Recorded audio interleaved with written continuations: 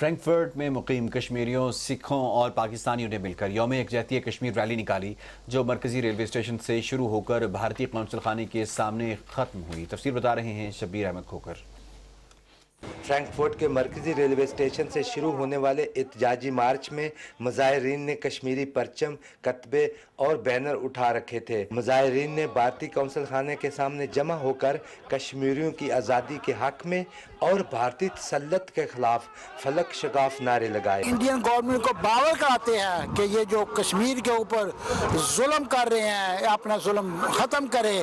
کشمیر کے مسلمانوں کو ان کی اپنی مرضی کے مطابق حکومتیں بنانا ہے اور ان کو ریفرنڈم کرانے کی اجازت دی جائے۔ مظاہرین سے خطاب کرتے ہوئے مقررین نے کہا کہ کشمیری شہداء کا خون رائے گا نہیں جائے گا اور وہ جدوجہد آزادی کو منطقی انجام تک پہنچا کر ہی دم لیں گے۔ کشمیری اور سکھ رہنماؤں نے عالمی برادری سے مطالبہ کیا کہ وہ مقبوضہ کشمیر میں نہتے کشمیری عوام پر بھارتی افواج کے انسانیت سوز مظالم اور انسانی حقوق کی سنگین خلاف ورزیوں کا نوٹس لے۔ جو بھی ਉੱਥੇ ਬਸਣ ਵਾਲੀਆਂ ਘੱਟ ਗਿਣਤੀ ਕੌਮਾਂ ਹਨ ਉਹਨਾਂ ਦੇ ਉੱਤੇ ਜੋ ਵੱਖ-ਵੱਖ ਤਰੀਕਿਆਂ ਦੇ ਨਾਲ ਜ਼ੁਲਮ ਕੀਤੇ ਜਾ ਰਹੇ ਹਨ ਅਸੀਂ ਉਸ ਜ਼ੁਲਮ ਦੇ ਖਿਲਾਫ ਆਵਾਜ਼ بلند کرن آئے ہیں۔